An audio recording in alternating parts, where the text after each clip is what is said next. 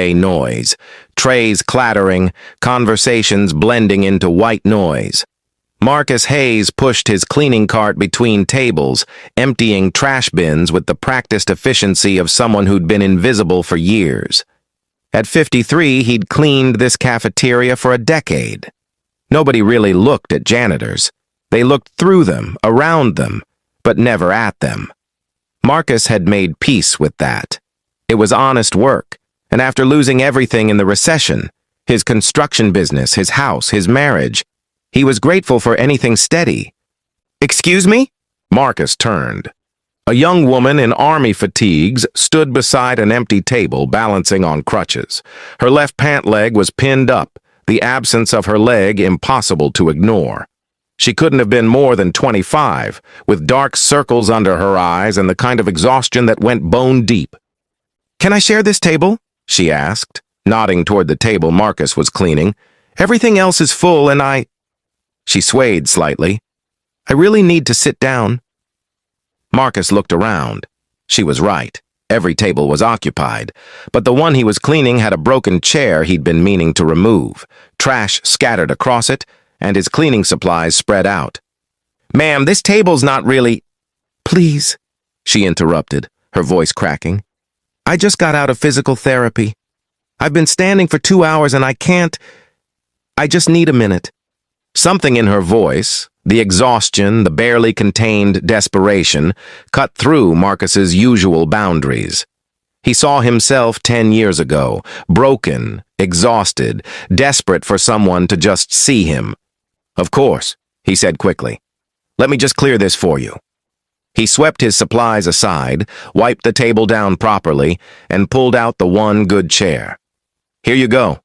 And this table is yours for as long as you need it." Relief flooded her face. "Thank you." She lowered herself carefully into the chair, leaning her crutches against the wall. For a moment, she just sat there, breathing.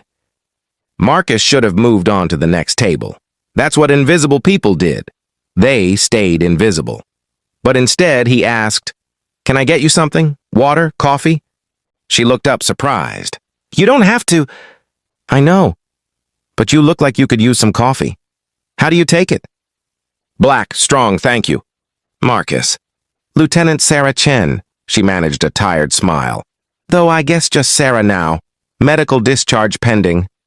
Marcus headed to the coffee station, poured 2 cups, one for her, one for himself, and returned.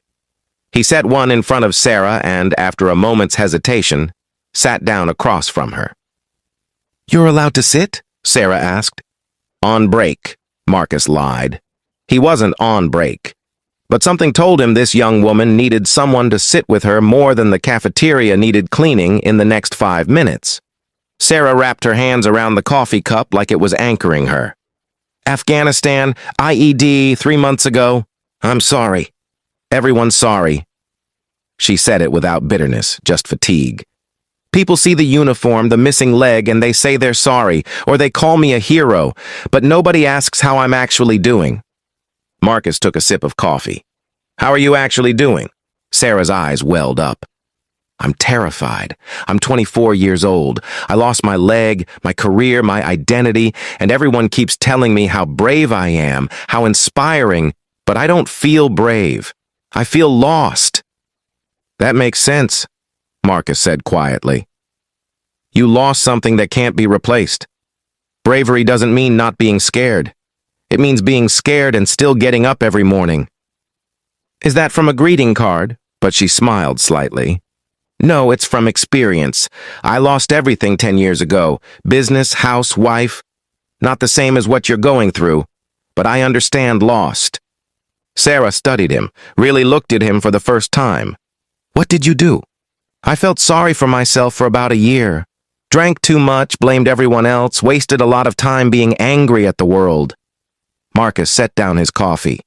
"Then one day, I was cleaning this cafeteria and a nurse, probably 60 years old, said thank you.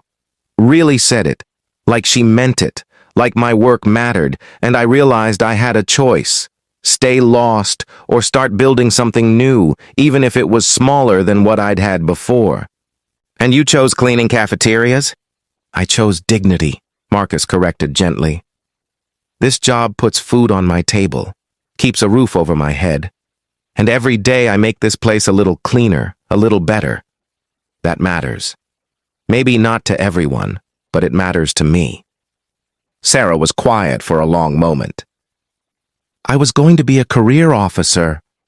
That was the plan. 20 years, retire at 44, then maybe teach at West Point. Now I don't even know who I am without the Army. Then you get to decide, Marcus said.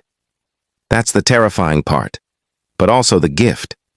You get to choose who Sarah Chen becomes next. Not who the Army made you, not who you were before, who you want to be now. What if I choose wrong? Then you choose again. That's the other secret nobody tells you. Nothing's permanent. You think this is it? He gestured at his janitor uniform. 5 years from now, I might be doing something completely different. Or I might still be here. Either way, I'll be okay.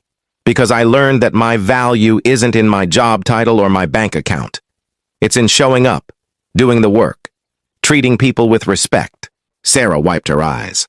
Why are you being so nice to me? You don't know me.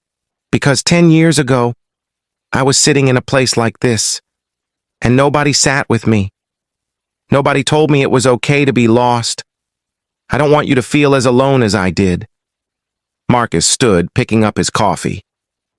And because you asked to share a table, most people wouldn't have asked. They'd have just taken it or walked away. But you asked with respect, even though I'm just a janitor. That tells me you're going to be fine, Lieutenant Chen. It might take time, but you're going to be fine. He started to walk away, but Sarah called after him. Marcus? Thank you. Not for the table or the coffee, for treating me like a person instead of a tragedy or a hero.